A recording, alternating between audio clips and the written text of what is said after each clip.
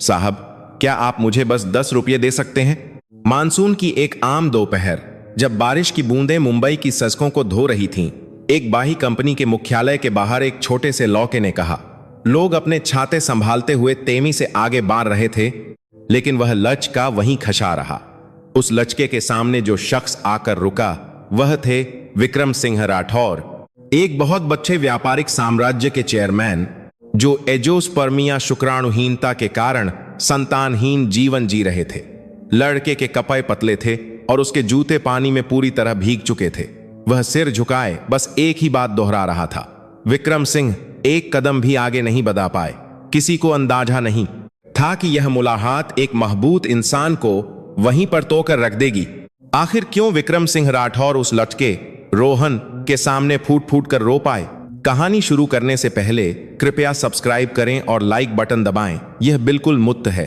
साथ ही अगर आप सुन रहे हैं तो एक कमेंट छोड़ दें।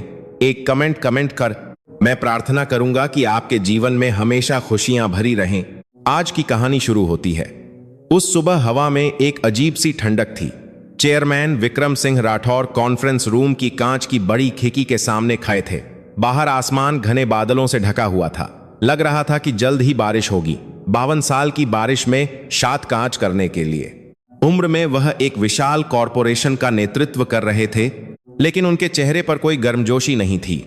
उनका चेहरा हमेशा कठोर और भावहीन रहता था। मीटिंग शुरू हुई। कंपनी के बड़े अधिकारी एक एक करके अपनी रिपोर्ट पेश करने लगे। विक्रम चुपचाप आइलें पलटते हुए सब कुछ सुन रहे थे। वह बस सिर हिला रहे थे। यादा कुछ बोल नहीं रहे थे। इसकी फिर से समीक्षा करें और अगले हफ्ते तक रिपोर्ट जमा करें। उनकी आवाज गहरी और शांत थी, जिसमें कोई भावना नहीं झलक रही थी। मीटिंग खत्म होने के बाद लोग एक एक करके बाहर चले गए। विक्रम अकेले रह गए और खिड़की से बाहर देखने लगे। काले बादल अब और नीचे आ गए थे। उन्होंने एक गहरी सांस ली। लिफ्ट से वह ग्राउंड फ्लोर पर आए।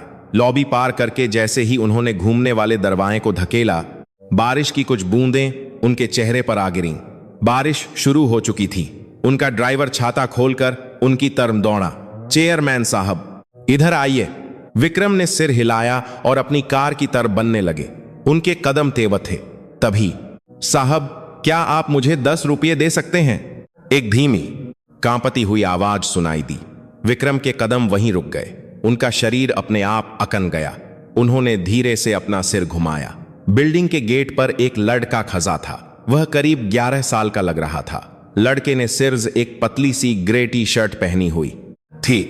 कपड़े पुराने होने के कारण रंग ओढ़ चुका था और आस्तीन के सिरे फटे हुए थे। जूते पुराने थे और बारिश में भीग चुके थे। उसके बाल भी पूरी तरह गीले थे। लचका सिर झुकाए आने जाने वाले लोगों से कह रहा था, मान कीजिए, बस 10 रुपए। लोग अपने छाते ठीक करते हुए उसे नजरअंदाज कर रहे थे। कोई नहीं रुका। लड़के ने फिर से सिर झुका लिया। उसके कंधे हल्के हल्के कांप रहे थे। विक्रम वहीं जमे रह गए। उन्हें अपनी सांसें भी भारी लग रही थीं। सीने में कहीं एक अजीब सा दर्द उठ रहा था। उनकी उंगलियां ठंडी पार रही थीं। उन्हें 5 साल पहले का वो दिन याद आ गया। अस्पताल का डॉक्टर का कमरा था। सफेद कोट पहने डॉक्टर ने जांच रिपोर्ट उनके हाथ में थमाई। एजोस्पर्मिया है, आप कभी पिता नहीं बन सकते। यह सुनते ही विक्रम के कान सुन्न हो गए। उन्हें डॉक्टर का मुंह हिलता हुआ दिख रहा था, पर कोई आवाज सुनाई नहीं दे रही थी। उनके हाथ में पक्की रिपोर्ट कांप रही थी। आप चाहें तो दोबारा जांच की जरूरत नहीं है, डॉक्टर ने दृढ़ता से कहा। विक्रम ने कागज उठाए और अपनी कुर्सी से खड़े हो गए। गलियारे में चलते हुए उन्होंने अपनी मुट्ठियां कस लीं। उस दिन के बाद विक्रम ने सब कुछ छोड़ दिया। शादी, परिवार, बच्चा होने की उम्मीद, सब कुछ मिटा दिया। सड़कों पर जब भी बच्चे दिखते, वह अपनी नजरें फेर लेते। सिर झुकाकर तेजी से वहां से गुजर जाते। पार्क के पास से गुजरते हुए भी उनके कदम तेज हो जाते। बच्चों की हंसी सुनकर उनका दम घुटने लगता था। यह भागने जैसा था, पर वह ऐसे ही जी सकते थे। उन्हें बच्चों का सामना करने से डर लगता था। चेयरमैन साहब, ड्राइवर की आवाज ने विक्रम को हकीकत में वापस ला दिया। उन्होंने पलकें झपकाएं। लड़का अब भी वहीं खचा था। बारिश और तेज हो गई थी। विक्रम धीरे धीरे उस लड़के की तरफ बढ़ने लगे। हर कदम भारी लग रहा था। लड़के ने अपना सिर उठाया। एक पल के लिए दोनों की नजरें मिलीं। लड़के की आंखों में डर और उम्मीद का मिला जुला भाव था। उसने बिना कुछ कहे फिर से सिर झुका लिया। विक्रम ने उस पल एक गहरी सांस ली। उनका दिल दर्द से भर गया। माफ कीजिए, मुझे बहुत जरूरत है, इसलिए ऐसा कर रहा हूं। लड़के की आवाज कांप रही थी। उसकी बात पूरी नहीं हो पाई। विक्रम ने अपनी जेब में हाथ डाला। बटुआ निकालने ही वाले थे कि रुक गए। उनकी उंगलियां हल्की हल्की कांप रही थीं। उन्हें समझ नहीं आ रहा था कि क्या करें। तभी बिल्डिंग के गेट से कोई बाहर निकला। वह 60 साल का एक आदमी था। चेयरमैन साहब, क्या हुआ? वह मिश्रा जी थे, विक्रम के सबसे भरोसेमंद सहयोगी, जो पिछले 30 सालों से उनके साथ काम कर रहे थे। मिश्रा जी ने स्थिति को तुरंत भांप लिया। उनकी आंखों में ठंडक आ गई। सिक्योरिटी, इस लड़के को यहां से हटाओ। जी साहब। सिक्योरिटी गार्ड लड़के की तरफ बढ़ा। उसने लड़के का हाथ पकड़ने के लिए अपना हाथ बढ़ाया। ए लड़के, यहां यह सब नहीं चलेगा, जाओ यहां से। माफ कीजिए, मैं अभी जा रहा हूं। लड़के ने घबराकर सिर झुकाया। उसने जमीन पर रखा अपना बैग उठाने की कोशिश की, लेकिन हाथ फिसल गया। बैग फुटपाथ पर गिर गया। एक पुरानी कॉपी और कुछ पेंसिलें बिखर गईं। कॉपी बारिश में भीगकर गलने लगी थी। लड़का जल्दी जल्दी उन्हें उठाने लगा। उसके हाथ कांप रहे थे। मां कीजिए, मां कीजिए। लचका लगातार माजी मांग रहा था। विक्रम यह सब देखते रहे। वह वहां से हटना चाहते थे, पर उनके पैर नहीं उठ रहे थे। चेयरमैन साहब, चलिए। मिश्रा जी ने छाता आगे बढ़ाया। उनकी आवाज नरम थी, पर लहजा सख्त था। ऐसी फालतू चीजों में समय बर्बाद करने की जरूरत नहीं है। विक्रम ने सिर हिलाया। वह धीरे धीरे कार की तरफ बढ़ने लगे। कार का दरवाजा खुला। विक्रम अंदर बैठ गए। दरवाजा बंद हो गया। कार धीरे धीरे चलने लगी। विक्रम ने सिर घुमाकर पीछे देखा। साइड मिरर में लड़के की छोटी सी पीठ दिख रही थी। वह अब भी वहीं खसा था, बारिश में भीगता हुआ, अकेला। दूर जाती हुई लड़के की परछाई छोटी होती गई। विक्रम ने अपनी मुट्ठी कस ली। उनकी हथेली पर नाखून के गहरे निशान बन गए। क्यों? वह उसे यूं ही नजरअंदाज क्यों नहीं कर पाए? उन्हें लगा जैसे उनके अंदर कुछ टूट रहा है। ऐसा महसूस हो रहा था जैसे उन्होंने कुछ बहुत कीमती खो दिया है। ऑफिस लौटने के बाद भी विक्रम काम में ध्यान नहीं लगा पाए। उन्होंने फाइलें खोल रखी थीं, लेकिन अक्षर धुंधले लग रहे थे। बार बार उस लड़के का चेहरा आंखों के सामने आ रहा था। गीले बाल, कांपती आवाज़, मीन पर बिखरी कॉपी। उन्होंने बाहर देखा। बारिश अब भी हो रही थी। दोपहर में मिश्रा जी ऑफिस का दरवाजा खोलकर अंदर आए। चेयरमैन साहब, शाम के कार्यक्रम की पुष्टि कर दीजिए। ठीक है। विक्रम ने सिर हिलाया, लेकिन मिश्रा जी के दिए कागज उन्हें ठीक से दिख नहीं रहे थे। मिश्रा जी ने धीरे से पूछा, क्या आप उस लड़के की वजह से परेशान हैं? नहीं। विक्रम का जवाब छोटा था। फालतू बातों पर ध्यान मत दीजिए साहब, ऐसे बच्चे हमेशा मिल जाते हैं। मिश्रा जी की आवाज शांत थी, भावहीन। बेवजह की मुसीबत मोल न लेना ही बेहतर है। विक्रम ने कोई जवाब नहीं दिया। उन्होंने बस सिर हिला दिया। मिश्रा जी के जाने के बाद विक्रम फिर से खिड़की से बाहर देखने लगे। सूरज ढल रहा था। दफ्तर से निकलने का समय हो गया। विक्रम ने अपना कोट पहना और लिफ्ट में चले गए। ग्राउंड फ्लोर की लॉबी में पहुंचते ही उनके कदम रुक गए। उन्होंने अनजाने में ही बिल्डिंग के गेट की तरफ देखा। वही जगह, अब वहां कोई नहीं था। बारिश रुक चुकी थी और फुटपाथ खाली था। विक्रम उस जगह को देर तक देखते रहे। उनका दिल भारी हो गया था। घर लौटते समय कार में खामोशी थी। विक्रम खिड़की से बाहर देखते हुए सोच में डूबे थे। वह लड़का बार बार क्यों याद आ रहा है? ऐसे तो न जाने कितने बच्चे उन्होंने देखे हैं, पर आज ऐसा क्या अलग था? उन्होंने अपनी मुट्ठी कस ली। कोई जवाब नहीं मिला। उस रात विक्रम सो नहीं पाए। बिस्तर पर लेटे वह छत को घूर रहे थे। अंधेरे में बार बार उस लड़के का चेहरा उभर रहा था। उन्होंने आंखें बंद कर लीं, फिर भी वह चेहरा नहीं मिटा। उन्होंने सिर इधर उधर किया, लेकिन दिल का बोझ कम नहीं हुआ। सुबह के 2 बजे के बाद विक्रम को मुश्किल से नींद आई, वह भी कच्ची नींद। उन्हें अभी तक पता नहीं था कि यह लड़का उनकी जिंदगी को पूरी तरह से हिलाकर रख देगा। कुछ दिन बीत गए। विक्रम सिंह राठौर अब भी वही रोमर्रा की जिंदगी जी रहे थे। सुबह की मीटिंग, दोपहर की रिपोर्ट और देर शाम घर वापसी, सब कुछ वैसा ही था। लेकिन एक चीज बदल गई थी। उस दिन के बाद से उस लड़के का चेहरा उनके दिमाग से नहीं निकल रहा था। मीटिंग के दौरान फाइलें देखते हुए अचानक वह चेहरा याद आ जाता। विक्रम सिर झटककर उन ख्यालों को दूर करने की कोशिश करते, लेकिन वे आसानी से नहीं जाते। गुरुवार की दोपहर थी। विक्रम मीटिंग खत्म करके बिल्डिंग से बाहर निकले। ड्राइवर छाता लिए उनका इंतजार कर रहा था। चेयरमैन साहब, कार इधर है। विक्रम ने सिर हिलाया। जैसे ही उन्होंने कदम बढ़ाया, उनकी नजर एक जगह पर टिक गई। वह लड़का फिर से उसी जगह खचा था। विक्रम के कदम रुक गए, उनका दम घुटने लगा। लड़का बिल्कुल वैसा ही दिख रहा था जैसा कुछ दिन पहले था। सिर झुकाए वह आने जाने वालों से कह रहा था, मां कीजिए, बस 10 रुपये। उसकी आवाज धीमी थी। लोग मुंह फेर कर चले जा रहे थे। लड़के ने फिर से सिर झुका लिया। उसके कंधे झुके हुए थे। विक्रम वहीं खाए होकर उसे देखते रहे। उनका सीना जक रहा था। चेयरमैन साहब, ड्राइवर ने धीरे से पुकारा। विक्रम ने कोई जवाब नहीं दिया। वह धीरे धीरे लाचके की तरफ बढ़ने लगे। हर कदम भारी महसूस हो रहा था। लाचके ने सिर उठाया। विक्रम से उसकी नजरें मिलीं। लाचके की आंखों में हैरानी थी। आप तो उस दिन। लड़के की आवाज कांप रही थी। विक्रम ने जेब से बटुआ निकाला। 10 रुपये का एक नोट निकालकर लड़के को दिया। ये लो, सच में, सच में। लड़के ने कांपते हाथों से पैसे लिए। उसने गहरा सिर झुकाया। शुक्रिया, आपका बहुत बहुत शुक्रिया। लड़के ने कमर झुकाकर उन्हें प्रणाम किया।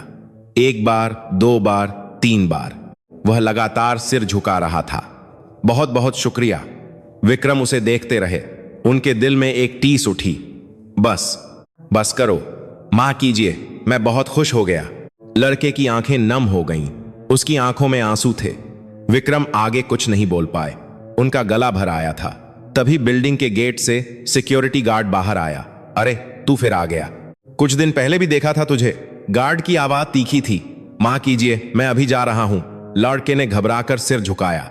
उसने फमीन पर रखा अपना बैग उठाने की कोशिश की। जल्दी निकल यहां से, यह ऐसी जगह नहीं है। गार्ड ने लाके का हाथ पकड़ लिया। उसने बोर से पकड़ा था। लाके ने हल्की सी ची मारी। बैग उसके हाथ से छूट गया। जमीन पर गिरते ही अंदर का सामान बिखर गया। पुरानी कॉपी, टूटी पेंसिल, छोटा सा रबर। विक्रम यह सब देखते रहे। उनकी मुट्ठियां अपने आप कस गईं। सुनो, विक्रम की आवाज गहरी थी। गार्ड चौंककर सिर उठाया। चेयरमैन साहब, बस मैं संभाल लूंगा। लेकिन मैंने कहा ना, बस। विक्रम की आवाज में दृढ़ता थी। गार्ड सिर झुकाकर पीछे हट गया। उसके कदम तेज हो गए। लड़का जमीन पर बिखरा सामान उठा रहा था। उसके हाथ कांप रहे थे। मां कीजिए, मुझे ध्यान रखना चाहिए था। विक्रम ने घुटने मोए। उन्होंने जमीन पर गिरी कॉपी उठाई। उसका कवर फटा हुआ था और अंदर के पन्ने दिख रहे थे। नहीं, मैं कर लूंगा। लड़के ने जल्दी से हाथ बढ़ाया। विक्रम ने कॉपी लड़के को दे दी। जैसे ही लड़के का हाथ छुआ, विक्रम ने उसके हाथों को देखा। उंगलियों के जौं खुरदरे थे, नाखूनों में मैल जमा था। विक्रम ने होंठ भींच लिए। उनका दिल भारी हो गया। चेयरमैन साहब, पीछे से आवाज आई।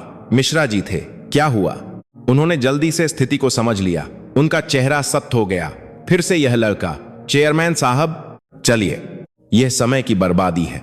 मिश्रा जी की आवाज में ठंडक थी। विक्रम धीरे से उठे।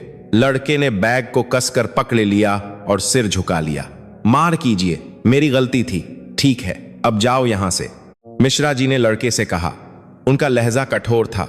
लड़के ने सिर हिलाया और जाने लगा। मुड़ते हुए उसने एक बार विक्रम को देखा। उसकी आंखों में माजी का भाव था। लड़का धीरे धीरे दूर चला गया। विक्रम उसकी पीठ को देखते रहे। उनकी उंगलियां ठंडी पड़ रही थीं। चेयरमैन साहब, बेवजह मुसीबत मोल मत लीजिए, मिश्रा जी ने धीरे से कहा। ऐसे लोगों को एक बार पैसे दे दो तो वे बार बार आते हैं। इन्हें नरंदान करना ही बेहतर है। विक्रम ने कोई जवाब नहीं दिया। मिश्रा जी ने कुछ पल विक्रम के चेहरे को देखा। उनके चेहरे के भाव थोड़े बदल गए। चेयरमैन साहब, कार में बैठिए। विक्रम ने सिर हिलाया। वह कार में बैठ गए और दरवाजा बंद हो गया। कार धीरे धीरे चलने लगी। विक्रम ने खिड़की से बाहर देखा। लड़का अब दिख नहीं रहा था, लेकिन उसकी छवि उनके दिमाग से नहीं जा रही थी। तभी सड़क के उस पार बस स्टॉप पर एक औरत खड़ी थी। वह करीब 45-50 की लग रही थी। उसने एक पुराना कोट पहना हुआ था। औरत उसी दिशा में देख रही थी जिधर लाख का गया था। उसकी आंखों में दर्द था। औरत ने अपने बैग से कुछ निकाला। एक छोटी सी तस्वीर थी। उसने हाथ से उसे सहलाया और देर तक देखती रही। उसने होंठ भींच लिए। उसके कंधे हल्के से कांपे। कार ट्रैफिक लाइट पर रुकी। विक्रम ने उस औरत को देखा। उसकी आंखें नम थीं। उसने हाथ में पक्की तस्वीर को सीने से लगा लिया। उसने सिर झुका लिया। ट्रैफिक लाइट हरी हो गई। कार फिर से चलने लगी।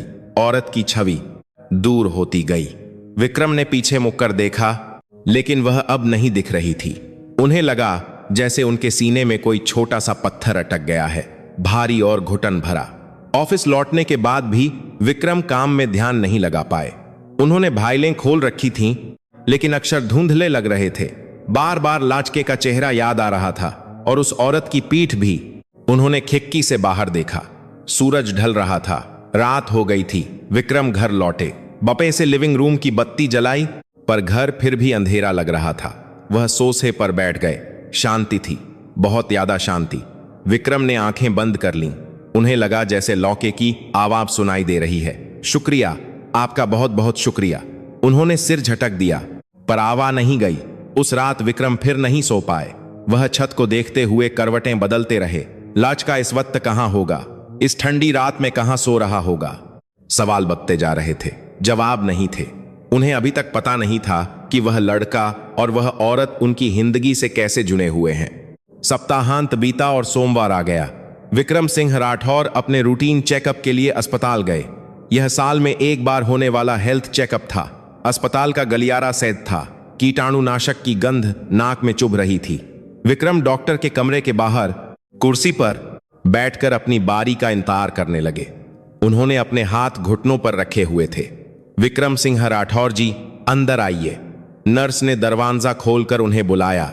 विक्रम उठकर अंदर गए। डॉक्टर ने उनकी साइल देखते हुए कहा, इस साल की रिपोर्ट कुल मिलाकर ठीक है। अच्छा, ब्लड प्रेशर थोड़ा ज्यादा है, तनाव पर ध्यान दीजिए। विक्रम ने सिर हिलाया। डॉक्टर कुछ पल हिचकिचाया, फिर पूछा, क्या आपने 5 साल पहले वाली जांच के बारे में दोबारा सोचा है? विक्रम के हाथ हल्के से आखान गए। डॉक्टर की बात उनके कानों में गूंज रही थी। उसकी जरूरत नहीं है, लेकिन उस वक्त जांच सिर्फ एक बार हुई थी और रिकॉर्ड भी। मैंने कहा ना, जरूरत नहीं है। विक्रम की आवाज ठंडी पड़ गई। डॉक्टर ने आगे कुछ नहीं पूछा। उन्होंने सिर हिलाकर एक पर्ची दी। कमरे से बाहर निकलते हुए विक्रम ने एक गहरी सांस ली। उनका सीना भारी हो गया था। उन्हें 5 साल पहले का वो दिन याद आ गया। सब कुछ साद साद याद था। 47 साल की उम्र की सर्दियां थीं।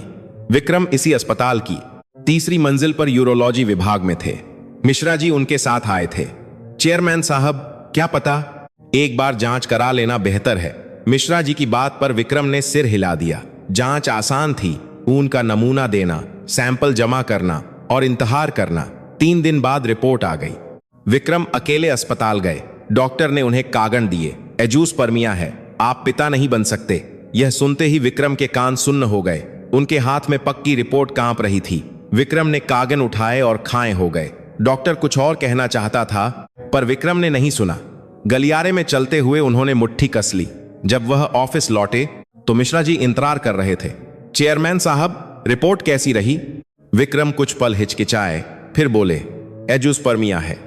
मिश्रा जी के चेहरे पर हैरानी आई, लेकिन वह तुरंत शांत हो गए। अच्छा, दोबारा जांच की जरूरत नहीं है। उन्होंने कहा कि रिपोर्ट पक्की है। समझ गया। मिश्रा जी ने सिर हिलाया। उन्होंने आगे कुछ नहीं पूछा। चेयरमैन साहब, यह बात किसी को न बताएं तो बेहतर है, कंपनी के लिए भी।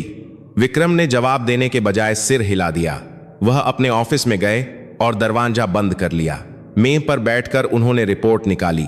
वह बस एक सादा कागज था, जांच का नाम, नतीजे और निष्कर्ष, बस इतना ही। विक्रम ने उस कागज को दरान में बहुत अंदर रख दिया। उन्होंने तय किया कि वह इसे दोबारा कभी नहीं देखेंगे। अस्पताल की एक बात पर उन्होंने अपनी पूरी जिंदगी दांव पर लगा दी थी। डॉक्टर ने कहा तो उन्होंने मान लिया। आगे कुछ पूछने का सोचा ही नहीं। उन्हें लगा कि यही सच है। विक्रम अस्पताल की पार्किंग की तरफ बनने लगे। कार में बैठकर उन्होंने इंजन स्टार्ट किया। स्टीयरिंग व्हील पर उनकी पक्काम महबूत हो गई। अचानक उन्हें डॉक्टर की बात याद आई। उस वक्त जांच सिर्फ एक बार हुई थी और रिकॉर्ड भी। रिकॉर्ड का क्या? विक्रम ने सिर झटक दिया। वह सोचना नहीं चाहते थे। 5 साल बीत चुके हैं, अब क्या बदल सकता है? उन्होंने कार आगे बढ़ा दी। ऑफिस का रास्ता जाम था। हर ट्रैफिक लाइट पर रुकना पड़ रहा था। खिड़की से बाहर देखा तो एक स्कूल था। बच्चे छुट्टी के बाद बाहर आ रहे थे।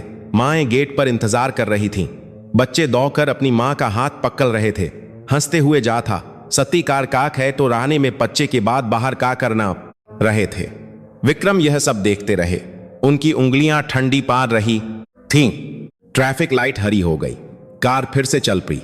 ऑफिस लौटने के बाद भी विक्रम काम में ध्यान नहीं लगा पाए। उन्होंने साइलें खोल रखी थीं, लेकिन अक्षर दिख नहीं रहे थे। बार बार 5 साल पहले का वो दिन याद आ रहा था। मिश्रा जी का साथ होना, यह कहना कि रिपोर्ट पक्की है, आगे मत पूछो, और सिर एक जांच से सब कुछ खत्म हो जाना। विक्रम ने पेन नीचे रख दिया। उन्होंने खिड़की से बाहर देखा, सूरज ढल रहा था। रात में विक्रम ने घर लौटकर एक पुरानी दरार खोली। उन्होंने 5 साल पुराना वह कागज निकाला। उस पर धूल जमी हुई थी। उन्होंने कागज खोला और धीरे धीरे पढ़ने लगे। जांच की तारीख, जांच का नाम, नतीजा, दोबारा जांच की सलाह नहीं, डॉक्टर की टिप्पणी, कोई नहीं। विक्रम ने कागज को ध्यान से देखा। यह अजीब तरह से संक्षिप्त था। आमतौर पर मेडिकल रिकॉर्ड ज्यादा विस्तृत होते हैं। उन्होंने उंगलियों से कागज को छुआ। उन्हें लगा जैसे कुछ छूट रहा है, पर वह पक्के तौर पर कुछ नहीं कह सकते थे। विक्रम ने कागज वापस दरार में रख दिया। सोफे पर बैठकर उन्होंने एक गहरी सांस ली। शक बढ़ता जा रहा था, लेकिन जवाब ढूंढने का कोई रास्ता नहीं था। उन्होंने उस वक्त भी यादा नहीं पूछा था, लेकिन कुछ दिनों बाद इस शक का जवाब उनकी कंपनी के गेट पर मिलने वाला था। यह किसी ने नहीं सोचा था। कुछ दिन और बीत गए। विक्रम सिंह राठौर दोपहर की मीटिंग खत्म करके बिल्डिंग से बाहर निकले। ड्राइवर छाता लिए उनका इंतजार कर रहा था। चेयरमैन साहब, कार इधर है। विक्रम ने सिर हिलाया। जैसे ही उन्होंने कदम बढ़ाया, उनकी नजर एक जगह पर टिक गई। वह लौटका फिर से उसी जगह खसा था। विक्रम के कदम रुक गए। उनका दम घुटने लगा। वह रोहन था, 10 रुपये मांगने वाला लड़का। वह बिल्कुल वैसा ही दिख रहा था। सिर झुकाए वह आने जाने वालों से कह रहा था, माभा कीजिए, बस 10 रुपये। उसकी आवाज और धीमी हो गई थी। लोग मुंह फेर कर चले जा रहे थे, कोई नहीं रुका। विक्रम धीरे धीरे रोहन की तरह भरने लगे। हर कदम भारी था। रोहन ने सिर उठाया। विक्रम से उसकी नहरें मिली। रोहन की आंखों में हैरानी थी। साहब, रोहन की आवाज कांप रही थी। विक्रम ने जेब से बटुआ निकाला। 10 रुपये का एक नोट निकालकर रोहन को दिया। ये लो, शुक्रिया। रोहन ने पैसे लेकर गहरा सिर झुकाया। उसने कमर झुकाकर प्रणाम किया। विक्रम उसे देखते हुए धीरे से बोले, बेटा, तुम यहां बार बार क्यों आते हो? रोहन ने सिर उठाया, कुछ पल हिचकिचाया, फिर धीरे से बोला, मां ने कहा था कि यहां आओगे तो कोई मदद करने वाला मिलेगा। विक्रम के हाथ हल्के से कांपे। उनका दिल बैठ गया। तुम्हारी मां ने? हाँ, मां ने ही इस कंपनी का पता बताया था, पूरा वासे। रोहन की आवाजा में हिचकिचाहट थी। विक्रम ने होंठ भींच लिए। यह कंपनी क्यों और पूरा पता कैसे पता? तुम्हारी मां का नाम क्या है? विक्रम ने कांपती आवाज में पूछा। रोहन जवाब देने ही वाला था कि चेयरमैन साहब। पीछे से एक तीखी आवाज आई। विक्रम ने मुड़ कर देखा। मिश्रा जी तेजी से उनकी तरफ आ रहे थे। उनका चेहरा सख्त था। आप फिर इस लौटके से बात कर रहे हैं? मिश्रा जी की आवाज में ठंडक थी। उसमें नाराजगी सांस झलक रही थी। चेयरमैन साहब, अब चलिए। मिश्रा जी एक कदम और आगे बढ़े। उन्होंने रोहन को घूर कर देखा। लचके, अब यहां मत आना, समझे? मां कीजिए। रोहन ने घबराकर सिर झुकाया। उसके कंधे सिकुड़ गए। मैंने सिक्योरिटी को बोल दिया है, अगली बार आओगे तो सीधा बाहर फेंक देंगे। पुलिस को भी बुला सकते हैं, पुलिस को भी बुला सकते हैं। अब बाहर। मिश्रा जी का लहजा कठोर था। यह धमकी जैसा था। रोहन का चेहरा सफेद पा गया। उसके होंठ कांप रहे थे। विक्रम यह सब देखते हुए अपनी मुट्ठी कस ली। उनकी हथेली पर नाखून के गहरे निशान बन गए। मिश्रा जी, विक्रम की आवाज गहरी थी। जी चेयरमैन साहब, एक बच्चे के साथ यह कुछ ज्यादा नहीं हो रहा? मिश्रा जी कुछ पल रुके, लेकिन फिर उनका चेहरा शांत हो गया। यह आपके भले के लिए है साहब। ऐसे बच्चों पर ध्यान देंगे तो वे बार बार आएंगे। विक्रम ने मिश्रा जी को देखा। 30 साल से साथ काम करने वाला इंसान जिस पर वह भरोसा करते थे। लेकिन इस वक्त मिश्रा जी की आंखों में ठंडक थी। एक बच्चे के प्रति उनका रवैया बहुत कठोर था। वह उसे इतना क्यों रोकना चाहते हैं? विक्रम के मन में पहली बार यह सवाल उठा। कुछ तो गैबत थी। चेयरमैन साहब, चलिए। मिश्रा जी ने विक्रम का हाथ हल्का सा पकड़ा। विक्रम ने एक बार और रोहन को देखा। रोहन भी विक्रम को ही देख रहा था। उसकी आंखों में डर और उदासी थी। विक्रम धीरे से मुंह। उन्होंने कदम बढ़ाए। कार की तरफ जाते हुए भी वह बार बार पीछे देख रहे थे। रोहन अब भी वहीं खड़ा था। कार में बैठकर दरवाजा बंद हो गया। मिश्रा जी आगे की सीट पर बैठ गए। चेयरमैन साहब, ऐसे लड़कों पर ज्यादा ध्यान मत दीजिए। मां ने पता बताया, यह सब झूठ होगा। हमदर्दी पाने का तरीका है।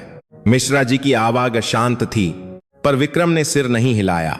उन्होंने खिड़की से बाहर देखा। मिश्रा जी की बातें अजीब लग रही थीं। वह इतना होड़ देकर क्यों रोक रहे हैं? सिर कंपनी के लिए या कोई और वजह है? विक्रम ने साइड मिरर में देखा। मिश्रा जी का चेहरा दिख रहा था। चेहरा शांत था, पर आंखों में ठंडक थी। ऐसा लग रहा था जैसे वह कुछ छिपा रहे हैं। कार धीरे धीरे चलने लगी। विक्रम सोचते रहे। 5 साल पहले जांच के वक्त भी मिश्रा जी साथ थे। उन्होंने कहा था कि रिपोर्ट पक्की है, आगे मत पूछो। और अब वह इस लौटके को रोक रहे हैं। क्यों? घर लौटते हुए विक्रम इन्हीं सवालों में उलझे रहे। मिश्रा जी का रवैया उन्हें परेशान कर रहा था। वह बहुत ज्यादा प्रतिक्रिया दे रहे थे, जैसे कुछ छिपाना चाहते हों। घर पहुंच गए। बाद से लिविंग रूम की बत्ती जलाई, सोफे पर बैठ गए। शांति थी। विक्रम ने आंखें बंद करके एक गहरी सांस ली। रोहन की बात उनके कानों में गूंज रही थी। मां ने कहा था कि यहां आओगे तो कोई मदद करने वाला मिलेगा। यह कंपनी क्यों? पूरा पता कैसे पता? और मिश्रा जी उसे क्यों रोक रहे हैं? सवाल बते जा रहे थे, जवाब नहीं थे। लेकिन विक्रम को महसूस हो रहा था कुछ तो गलत है। उस दिन से उन्हें लगने लगा था कि कुछ बहुत गलत हुआ है। और कुछ दिनों बाद विक्रम का सामना उस सच से होने वाला था जिसकी उन्होंने कभी कल्पना भी नहीं की थी। 2 दिन बीत गए। विक्रम सिंह राठौर अपने ऑफिस की मेज पर बैठे थे। वह फाइलें देख रहे थे, लेकिन कुछ समझ नहीं आ रहा था। बार बार रोहन का चेहरा और 5 साल पुरानी जांच रिपोर्ट याद आ रही थी। विक्रम ने पेन नीचे रख दिया। उन्होंने एक गहरी सांस ली। उन्होंने फैसला कर लिया, वह युद्ध पता लगाएंगे। विक्रम ने अपना बाच नगरता है। विक्रम ने अपना 5 साल पुरानी जान। विक्रम ने अपना बाच नगरता है। विक्रम ने उन्होंने पेन बाच नगरता है। अस्पताल को सर्च किया जहां उनका इलाज हुआ था। डॉक्टर गुप्ता का नाम सामने आया। 70 साल के यूरोलॉजिस्ट, जिन्होंने उस वक्त उनकी जांच की थी। विक्रम ने फोन मिलाया। जी, गुप्ता क्लिनिक। क्या मैं डॉक्टर गुप्ता से बात कर सकता हूं? किस सिलसिले में? मैं विक्रम सिंह राठौर बोल रहा हूं। 5 साल पहले मैंने जांच कराई थी। कुछ पल खामोशी रही। 1 मिनट रुकिए। फोन कनेक्ट हो गया। हेलो, डॉक्टर गुप्ता बोल रहा हूं। एक बुजुर्ग आदमी की आवाज थी, शांत पर थोड़ी कांपती हुई। डॉक्टर साहब, मैं विक्रम सिंह राठौर बोल रहा हूं। 5 साल पहले एजुस्पर्मिया की जांच। हाँ चेयरमैन साहब, मुझे अच्छी तरह याद है। डॉक्टर गुप्ता की आवाज धीमी हो गई। क्या मैं उस वक्त के रिकॉर्ड दोबारा देख सकता हूं? क्या आप अभी आ सकते हैं? जी, तो शाम 5 बजे आइए। क्लिनिक बंद होने के बाद बात करेंगे। फोन कट गया। विक्रम ने फोन नीचे रखा। उनके हाथ हल्के हल्के कांप रहे थे। शाम 5 बजे विक्रम अस्पताल पहुंच गए। एक छोटा सा क्लिनिक था। 5 साल पुरानी यादें तारा हो गईं। वही बोर्ड, वही दरवाजा। विक्रम ने दरवाजा धकेलकर अंदर कदम रखा। रिसेप्शनिस्ट ने सिर उठाया। विक्रम सिंह राठौर जी। जी, डॉक्टर साहब ने आपको अपने कमरे में बुलाया है। विक्रम ने सिर हिलाया और अंदर चले गए। गलियारा शांत था। उन्होंने डॉक्टर के कमरे का दरवाजा खटखटाया। अंदर आ जाओ। दरवाजा खोलते ही डॉक्टर गुप्ता अपनी मेज पर बैठे दिखे। उनके बाल कांची सैद हो गए थे। चेहरे पर झुर्रियां गहरी थीं। बैठिए। विक्रम कुर्सी पर बैठ गए। डॉक्टर गुप्ता ने मेज पर रखी एक साइल की तर्ज इशारा किया। 5 साल पुराना रिकॉर्ड है। विक्रम ने चाय उठाई। धीरे धीरे उसे खोला। जांच की तारीख, जांच का नाम, नतीजा, बस इतना ही। बस यही है? विक्रम ने पूछा। डॉक्टर गुप्ता ने सिर हिलाया। हाँ, रिकॉर्ड अजीब तरह से संक्षिप्त है। संक्षिप्त मतलब? आमतौर पर इसमें और भी विस्तृत टिप्पणी होनी चाहिए। डॉक्टर गुप्ता ने शाइल की तरफ इशारा किया। दोबारा जांच की सलाह का कोई रिकॉर्ड नहीं है, न ही किसी और जांच का सुझाव।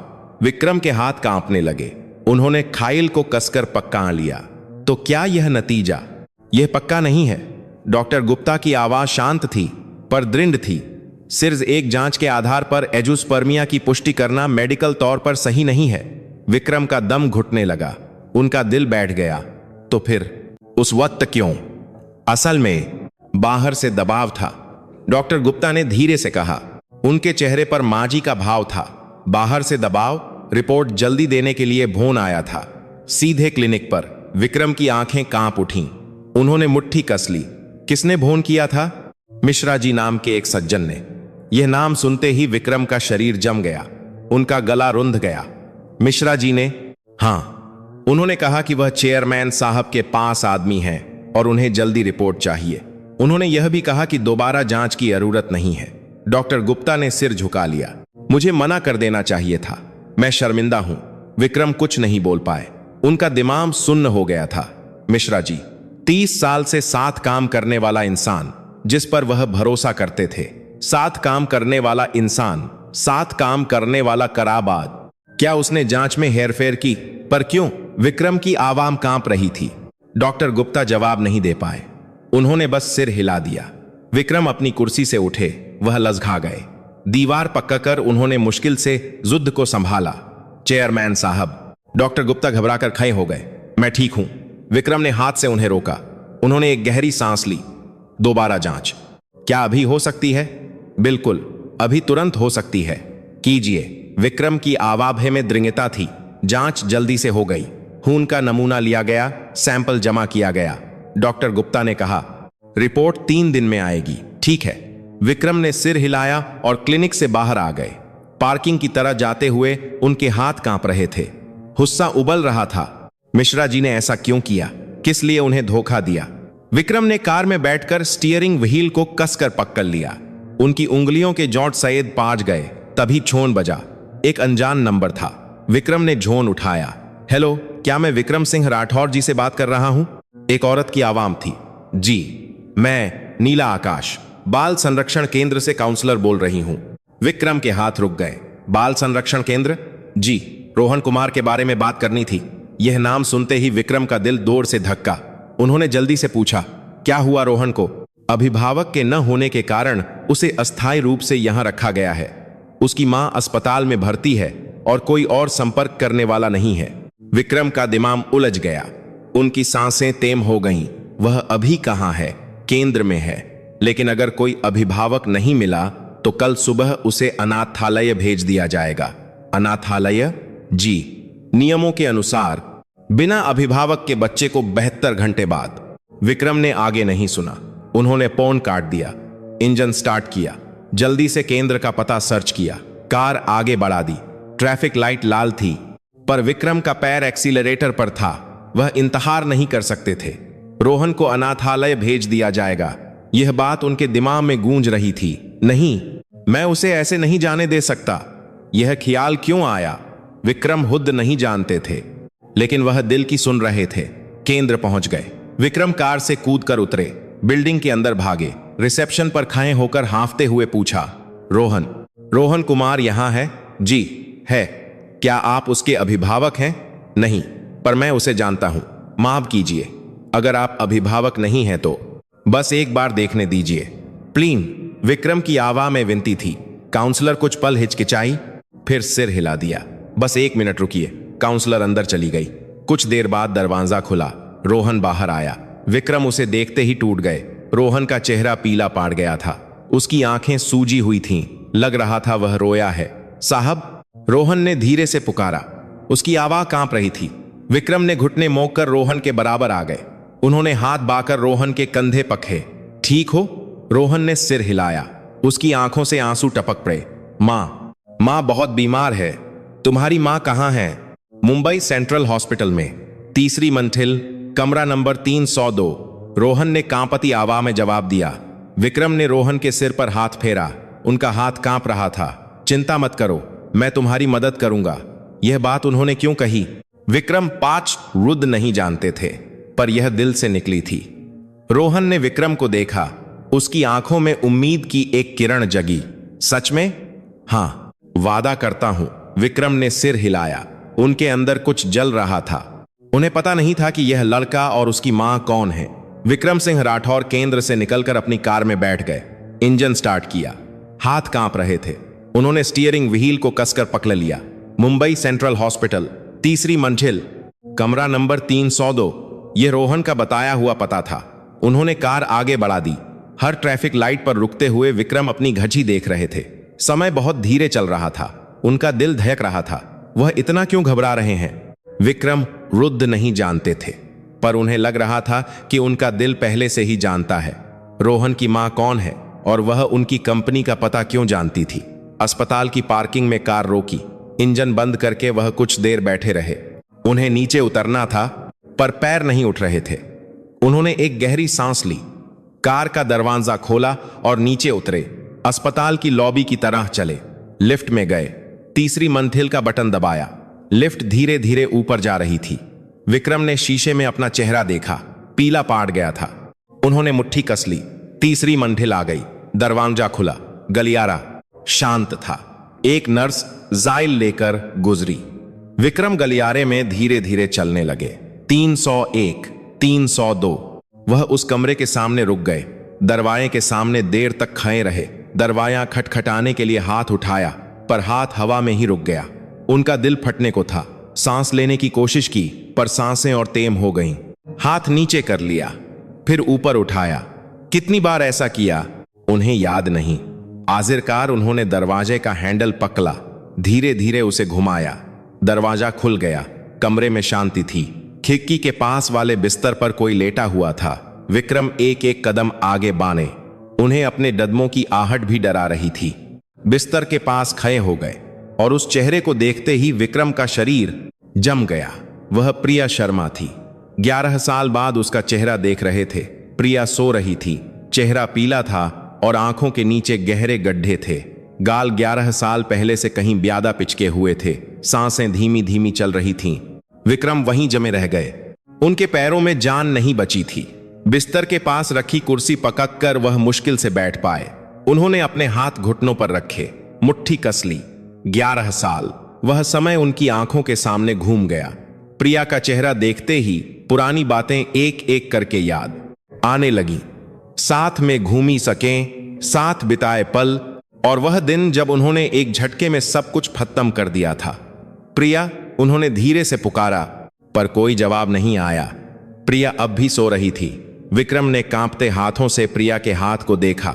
बिस्तर की चादर पर रखा उसका हाथ खुरदरा था। 11 साल अकेले बच्चे को पालते हुए उसने कितनी मुश्किलें झेली होंगी। विक्रम ने आंखें बंद कर लीं। उनका दिल दर्द से भर गया। कितना समय बीता होगा पता नहीं। प्रिया ने धीरे धीरे आंखें खोलीं। उसकी धुंधली नजरें छत पर टिकी थीं। उसने पलकें झपकाईं, सिर धीरे धीरे घुमाया। विक्रम से उसकी नजरें मिलीं। प्रिया की आंखें फैल गईं। उसका दम घुटने लगा। विक्रम जी, उसकी आवाज फटी हुई थी। वह यकीन नहीं कर पा रही थी। विक्रम जवाब नहीं दे पाए। उन्होंने बस धीरे से सिर हिलाया। उनका गला रुंध गया था। प्रिया ने उठने की कोशिश की पर उसमें ताकत नहीं थी। उसका हाथ कांप रहा था। वह फिर से बिस्तर पर लेट गई। आप यहां कैसे? रोहन ने बताया। यह नाम सुनते ही प्रिया का चेहरा सेद पाट गया। उसके होंठ कांपने लगे। आप रोहन से मिले? कंपनी के गेट पर देखा, कुछ दिनों से। प्रिया की आंखों से आंसू बह निकले। उसने अपना चेहरा दूसरी तरह कर लिया, हाथ से चेहरा ढक लिया। उसके कंधे हल्के हल्के कांप रहे थे। माफ कीजिए, मैंने ही रोहन को वह पता दिया था। वहां क्यों? विक्रम की आवाज कांप रही थी। प्रिया ने जवाब नहीं दिया, बस रोती रही। हाथ से आंसू पोंछे पर वे रुक नहीं रहे थे। विक्रम इंतजार करते रहे, मुट्ठी कसे हुए। काफी देर तक खामोशी रही। बाहर गलियारे से एक नर्स के कदमों की आवाज गुरी दूर हो गई। फिर से शांति छा गई।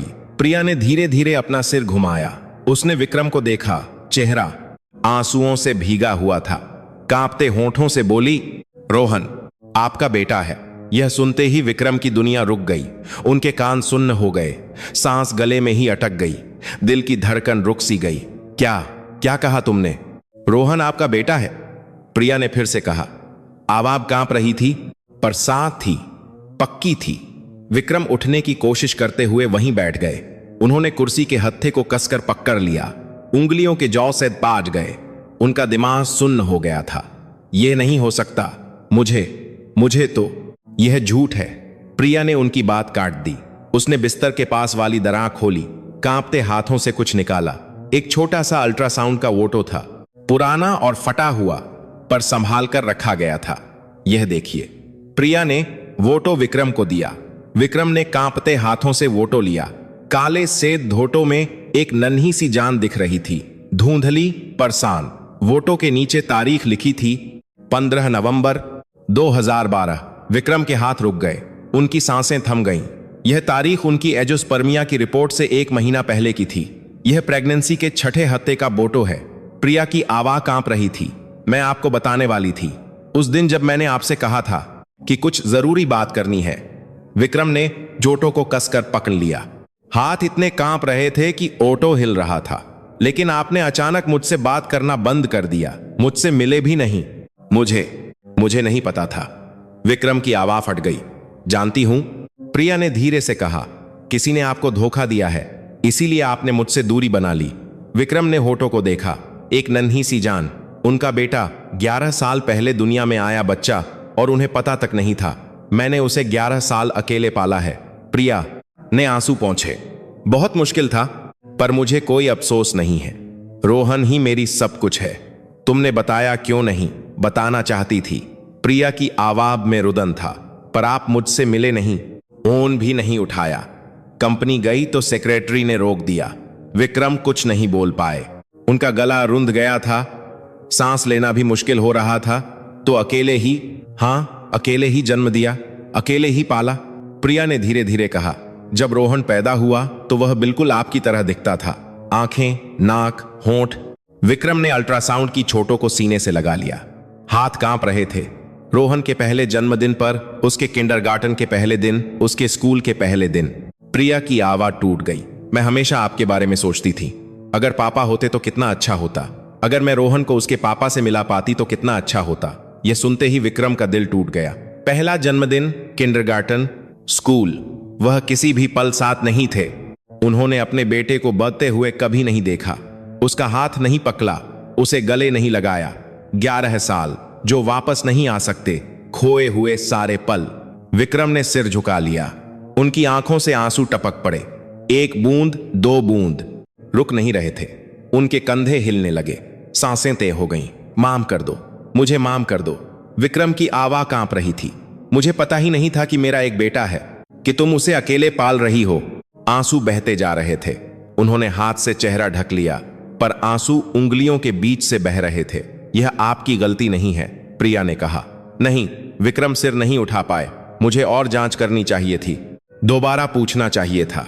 फिर भी मैंने तुम्हें अकेले सब कुछ सहने दिया।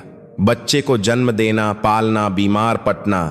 विक्रम की आवाज टूट गई। वह आगे कुछ नहीं बोल पाए। वह फूट फूट कर रो पड़े। जिंदगी भर जो कुछ भी दबाकर रखा था, वह सब टूटकर बिखर गया। परिवार छोड़ने का अकेलापन, पिता न बन पाने की निराशा, और अब सामने आया सच। सब कुछ एक साथ बाहर आ गया। विक्रम वहीं पर पूरी तरह टूट गए। वह बहुत देर तक रोते रहे, आवाज निकालकर रोते रहे। प्रिया भी रो रही थी। दोनों के आंसुओं ने 11 साल के फासले को धो दिया। कमरे में शांति थी, लेकिन उस शांति में कुछ धीरे धीरे सुलझ रहा था। लताहमियां, आमोशी और खोया हुआ समय। लेकिन विक्रम को अभी तक पता नहीं था कि इस सच को गढ़ने वाले इंसान का सामना करते वक्त वह क्या फैसला लेंगे। काची समय बीत गया। विक्रम ने आंसू पोंछे, हाथ की पीठ से चेहरा साँच किया। प्रिया ने भी धीरे धीरे रोना बंद किया। दोनों के बीच लंबी आमोशी थी, पर अब वह भारी नहीं थी। विक्रम ने धीरे से बोलना शुरू किया। उस दिन जब तुमने कहा था कि कुछ जरूरी बात करनी है, मैं प्रेगनेंसी के बारे में बताने वाली थी। प्रिया की आवाज शांत थी। मैंने कंपनी के बाहर 2 घंटे इंतजार किया, पर आपके सेक्रेटरी ने आकर कहा कि आप नहीं हैं। विक्रम ने आंखें बंद कर लीं। उन्हें उस वक्त का चेहरा याद आ गया। अगले दिन भी गई, उसके अगले दिन भी। प्रिया कहती रही, मैंने न जाने कितने फोन किए, पर आपने एक बार भी मुझसे मिलना गवारा नहीं किया, फोन भी नहीं उठाया। मुझे मान कर दो। शुरू में मुझे समझ नहीं आया। प्रिया की आवाज कांप उठी। अचानक ऐसा क्यों हुआ? मैंने क्या गलती की? मैं हर रात सोचती थी। विक्रम ने अपनी मुट्ठी कस ली। नाखून हथेली में धंस रहे थे। फिर एक दिन मिश्रा जी नाम के किसी आदमी का फोन आया। विक्रम का शरीर अका गया। क्या कहा उन्होंने कहा कि चेयरमैन साहब अब आपसे कोई रिश्ता नहीं रखना चाहते, जीज में कार का रही हैं, इसलिए दोबारा संपर्क न करें। प्रिया ने बिस्तर की चादर को कसकर पकड़ लिया। अगर मैंने संपर्क करना जारी रखा तो वे कानूनी कार्रवाई करेंगे। उनकी आवाज बहुत ठंडी थी। विक्रम ने एक गहरी सांस ली। उनका सीना जक रहा था। उस वक्त मैं 6 महीने की प्रेग्नेंट थी। प्रिया ने अपने पेट पर हाथ फेरा।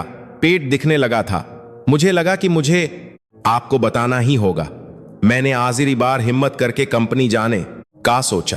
प्रिया की आवाज धीमी हो गई, लेकिन सिक्योरिटी ने मुझे रोक दिया।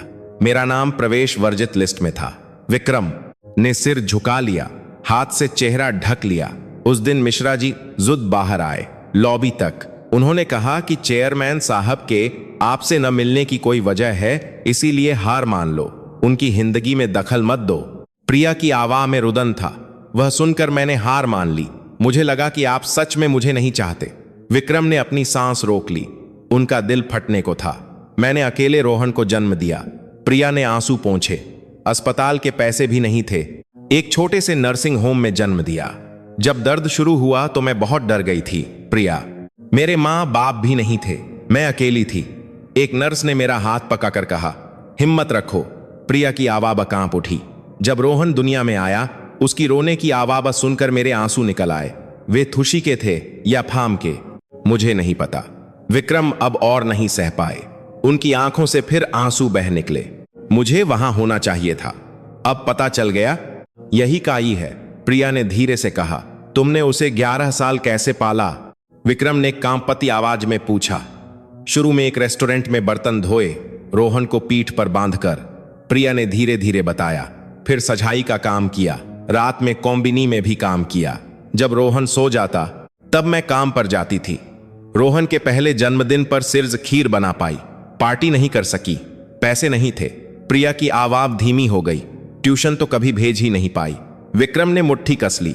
उनके हाथ कांप रहे थे। लेकिन रोहन बहुत अच्छा बच्चा बना। उसने कभी कोई शिकायत नहीं की। प्रिया ने मुस्कुराने की कोशिश की, पर आंसू बह निकले। जब उसने पूछा कि पापा कहाँ हैं, तो मुझे समझ नहीं आया कि क्या कहूं। क्या कहा तुमने? मैंने कहा कि वह भगवान के पास हैं। यह झूठ था, पर यही सबसे अच्छा था। विक्रम ने सिर झुका लिया। उनका दिल फट रहा था। फिर जब मैं बीमार पाजी तो और हिम्मत नहीं बची। प्रिया ने एक गहरी सांस ली। मैंने रोहन को बताया कि असल में उसके पापा इंदा हैं। उस कंपनी में जाओगे तो वे तुम्हारी मदद करेंगे। यह झूठ जैसा था, पर यही आखिरी उम्मीद थी। प्रिया ने विक्रम को देखा। मुझे यकीन था कि आप रोहन की मदद जरूर करेंगे। विक्रम उठे, खिड़की के पास गए, बाहर देखा। रात के आसमान में तारे चमक रहे थे। मैं मिश्रा जी से मिलूंगा। विक्रम की आवाज गहरी और दृढ़ थी। मैं सब कुछ खत्म कर दूंगा। विक्रम प्रिया की तरह मुंह हुए, और मैं रोहन के पापा की तरह जीऊंगा, भले ही देर हो गई हो। प्रिया की आंखों से आंसू बह निकले, पर इस बार ये अलग आंसू थे। कमरे से निकलकर विक्रम सीधे कंपनी की तरफ गए। रात के 9 बज चुके थे, पर बिल्डिंग में एक जगह बत्ती जल रही थी। मिश्रा जी का ऑफिस। विक्रम लिफ्ट से ऊपर गए, गलियारे में चले, ऑफिस के दरवाजे के सामने रुके। बिना खटखटाए दरवाजा खोला। मिश्रा जी मेज पर बैठकर फाइलें देख रहे थे। उन्होंने सिर उठाया। चेयरमैन साहब, इस वक्त? विक्रम ने कोई जवाब नहीं दिया। वह धीरे धीरे मिश्रा जी की मेज के सामने गए। मिश्रा जी ने विक्रम का चेहरा देखकर थोड़ा सख्त हो गए। उनकी आंखें सूजी हुई थीं। मैंने 5 साल पुरानी जांच रिपोर्ट देख ली है। विक्रम की आवाज गहरी और ठंडी थी। मिश्रा जी का चेहरा हल्का सा बदला। पेन पके हुए उनका हाथ रुक गया। आप क्या कह रहे हैं साहब? मैं डॉक्टर गुप्ता से मिला। उन्होंने बताया कि बाहर से दबाव था। चेयरमैन साहब, वह क्यों किया ऐसा? विक्रम ने पूछा। आवाज कांप रही थी, पर दृढ़ थी। क्यों मुझे धोखा दिया? क्यों मेरा बेटा मुझसे छीन लिया? मिश्रा जी कुछ पल चुप रहे। उन्होंने एक गहरी सांस ली, मेज पर पेन रख दिया। यह आपके भले के लिए था साहब। मेरे भले के लिए? विक्रम की आवाज ऊंची हो गई। मेरा बेटा छीन कर मेरी जिंदगी बर्बाद करके, यह मेरे भले के लिए था? मिश्रा जी ने सिर उठाया। उनकी आंखों में न कोई पछतावा था, न कोई माछी, बल्कि यह यकीन था कि उन्होंने जो किया वह सही था। चेयरमैन साहब, आप इस कंपनी के वारिस हैं। प्रिया शर्मा जैसी लड़की से शादी करके आप कंपनी के लिए मुसीबत खा ही नहीं कर सकते थे। यह फैसला करने वाले तुम नहीं थे। विक्रम ने मेज पर हाथ मारा। होर की आवाज गूंजी। मेज पर रखी छाइलें हिल गईं। मिश्रा जी ने पलक तक नहीं झपकाई। मैंने कंपनी के बारे में सोचा। हिस्सेदारी, उत्तराधिकार, आपका भविष्य। मेरा भविष्य मैं तय करता हूं। लेकिन चेयरमैन साहब, उस वक्त आप उलझन में थे। मैंने बस सब कुछ ठीक कर दिया। उनकी आवाज अब भी शांत थी। विक्रम ने मिश्रा जी को देखा। 30 साल साथ काम करने वाला इंसान, जिस पर वह भरोसा करते थे, लेकिन अब वह बिल्कुल अजनबी लग रहा था। तुमने मेरी जिंदगी को अपनी मरी से चलाया। मैंने आपकी रक्षा वर्षात, आपकी रक्षा वर्षात एक बात तत्ता की। यह रक्षा नहीं, नियंत्रण है। विक्रम की आवाज दृढ़ थी। तुमने मेरा परिवार छीना, मेरे 11 साल छीन लिए, मुझे अपने बेटे को जन्म लेते बनते हुए देखने नहीं दिया। क्या यह रक्षा है? मिश्रा जी ने कोई जवाब नहीं दिया। उन्होंने मुंह फेर लिया। चेयरमैन साहब, मैं अब और कुछ नहीं सुनना चाहता। विक्रम ने उनकी बात काट दी। मिश्रा जी, जी चेयरमैन साहब, अभी तुरंत इस्तीहा लिखो। मिश्रा जी का चेहरा सात हो गया। उन्होंने सिर उठाकर विक्रम को देखा। चेयरमैन साहब, हर पद से इस्तीया दो। 30 साल के रिश्ते का ख्याल करके तुम्हें चुपचाप जाने दे रहा हूं। चेयरमैन साहब प्लीज, दोबारा मेरे सामने मत आना। विक्रम की आवाज ठंडी पाड़ गई थी। मिश्रा जी ने कुछ बोलने के लिए मुंह खोला, पर फिर बंद कर लिया। वह कुछ नहीं कह पाए। उनके हाथ कांप रहे थे। विक्रम मुए ऑफिस के दरवाजे की तरफ चले। चेयरमैन साहब, मिश्रा जी ने पीछे से पुकारा, पर विक्रम ने मुंह कर नहीं देखा। दरवाजा खोलकर बाहर निकल गए। गलियारे में चले। जदम भारी थे, पर लखा नहीं रहे थे। लिफ्ट से नीचे उतरते हुए विक्रम ने खिड़की से बाहर देखा। शहर की बत्तियां चमक रही थीं। किसी ने उनकी जिंदगी का फैसला कर लिया था कि वह पिता नहीं बन सकते, परिवार नहीं बना सकते। वह इस बात पर यकीन करके 11 साल जीते रहे, पर अब उन्हें पता चल गया था सब कुछ झूठ था। उनका एक बेटा था। लॉबी में पहुंच गए। विक्रम बिल्डिंग से बाहर निकले। रात की ठंडी हवा चेहरे से टकराई। उन्होंने एक गहरी सांस ली। अब उन्हें रोहन के पास जाना था। वह बच्चा जो यह जानेगा कि वह 11 साल बिना पापा के बड़ा हुआ है। विक्रम ने कार का दरवाजा खोलते हुए सोचा, क्या रोहन उन्हें अपनाएगा? 11 साल के इस फासले को, इस खोए हुए समय को वह कैसे भर पाएंगे? और सबसे बीक कर, क्या रोहन इस देर से आए पापा को पापा कह पाएगा? विक्रम सिंह राठौर कार चलाकर केंद्र की तरफ बबे। रात के 10 बज चुके थे, पर सड़कें खाली थीं। हर ट्रैफिक लाइट पर रुकते हुए उनका दिल धड़क रहा था। वह जल्द ही अपने बेटे से मिलेंगे और उन्हें कहना होगा कि वही उसके पिता हैं। केंद्र पहुंच गए। विक्रम कार से उतरकर बिल्डिंग के अंदर गए। रिसेप्शन पर काउंसलर बैठी थी। मैं रोहन को लेने आया हूं, क्या आप उसके अभिभावक हैं? विक्रम कुछ पल हिचकिचाए। उन्होंने एक गहरी सांस ली। मैं उसका पिता हूं। यह कहते ही उनका दिल गर्म हो गया। काउंसलर ने कुछ कागज निकाले। आपको अभिभावक पुष्टि फॉर्म पर दस्तखत करने होंगे। विक्रम ने पेन लिया। उनके हाथ कांप रहे थे। अभिभावक के नाम की जगह उन्होंने अपना नाम लिखा, विक्रम सिंह राठौर। रिश्ते की जगह उन्होंने लिखा पिता। पिता। पेन की नोक कागज पर रुक गई। 11 साल में पहली बार लिखा गया यह शब्द था। दस्तखत करने के बाद काउंसलर अंदर चली गई। कुछ देर बाद दरवाजा खुला। रोहन बाहर आया। उसने एक छोटा सा बैग पहना हुआ था। चेहरा अब भी पीला था, पर आंखों में चमक थी। साहब, रोहन ने धीरे से पुकारा। विक्रम ने घुटने मोए। रोहन के बराबर आ गए। रोहन। विक्रम की आवाज कांप रही थी। मां से मिलने चले? जी। रोहन ने सिर हिलाया। दोनों साथ में केंद्र से बाहर आए। विक्रम ने रोहन का बैग ले लिया। कार का दरवाजा खोला। रोहन पीछे की सीट पर बैठ गया। विक्रम ड्राइवर की सीट पर बैठ गए। इंजन स्टार्ट किया। कार धीरे धीरे चलने लगी। कुछ देर चलने के बाद विक्रम बोले, रोहन जी, क्या मां ने तुम्हें कुछ बताया है पापा के बारे में? उन्होंने रियर व्यू मिरर में रोहन को देखा। रोहन ने सिर झुका लिया। उन्होंने कहा था कि वह भगवान के पास हैं। विक्रम के हाथ स्टीयरिंग व्हील पर जम गए। उनका दिल दर्द से भर गया। लेकिन कुछ दिन पहले उन्होंने फिर से बताया कि असल में वह हिंदा हैं। उस कंपनी में जाओगे तो पापा मिल जाएंगे। रोहन की आवाज धीमी हो गई, पर मुझे समझ नहीं आया कि कैसे ढूंढूं, तो मैं बस वहीं खसा रहता था। विक्रम ने कार सड़क के किनारे रोक दी। इंजन बंद कर दिया। पीछे मुने। रोहन से उनकी नजरें मिलीं। रोहन। विक्रम की आवाज कांप उठी। मैं तुम्हारा पापा हूं। रोहन की आंखें फैल गईं। उसके होंठ कांपने लगे। क्या? माफ कर दो बेटा, मुझे 11 साल तक पता नहीं था कि तुम हो, कि तुम्हारी मां तुम्हें अकेले पाल रही हैं। विक्रम की आंखों से आंसू बह निकले। किसी ने मुझे धोखा दिया, कहा कि मैं पिता नहीं बन सकता। मैं उसी बात पर यकीन करके जीता रहा। रोहन कुछ नहीं बोला, बस पलकें झपकाता रहा। देर हो गई है। पर अब मैं तुम दोनों के साथ रहना चाहता हूं, तुम्हारा पापा बनकर जीना चाहता हूं। विक्रम कार से उतरे, पीछे का दरवाजा खोला, रोहन के सामने घुटनों के बल बैठ गए।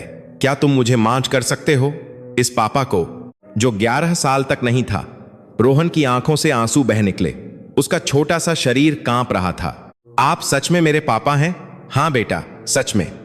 रोहन दौड़कर विक्रम के गले लग गया। उसने अपनी छोटी बाहों से विक्रम की गर्दन को कसकर पकड़ लिया। पापा, इस एक शब्द पर विक्रम के आंसू फूट पड़े। 11 साल से इस शब्द का इंतजार था। हाँ बेटा, पापा यहीं है, अब कहीं नहीं जाएंगे। दोनों का ही देर तक एक दूसरे को गले लगाए रहे। रात की सक पर खड़े होकर एक दूसरे को कसकर पके हुए रोते रहे। अस्पताल पहुंच गए। रोहन ने विक्रम का हाथ कसकर पकड़ा हुआ था। लिफ्ट से तीसरी मंजिल पर गए। कमरा नंबर 302 का दरवाजा खोला। मां, रोहन दौड़ कर गया। प्रिया ने अपने बेटे को कसकर गले लगा लिया। रोहन, मेरा बेटा। मां, मुझे पापा मिल गए, असली पापा, रोहन ने सुशी से कहा। प्रिया ने विक्रम को देखा, आंखों ही आंखों में पूछा। विक्रम ने सिर हिला दिया। प्रिया की आंखों से आंसू बह निकले। हां बेटा, बहुत अच्छा किया। उस रात तीनों ने अस्पताल के कमरे में ही समय बिताया। रोहन अपनी मां और पापा के बीच बैठा था।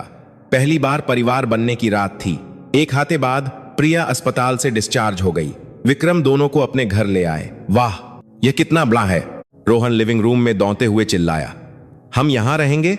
सच में? हां, अब यह हमारा घर है, विक्रम ने मुस्कुराते हुए कहा। प्रिया चुपचाप चारों तरफ देख रही थी। उसकी आंखें नम थीं। आप ठीक हैं? विक्रम ने धीरे से पूछा। जी, बस यकीन नहीं हो रहा, प्रिया ने हल्का सा मुस्कुराया। सपने जैसा लग रहा है। उस दिन से तीनों की नई जिंदगी शुरू हुई। हर सुबह विक्रम रोहन को स्कूल छोड़ने जाते। पापा, मैं जा रहा हूं। ठीक है बेटा, ध्यान से जाना। विक्रम रोहन के सिर पर हाथ फेरते।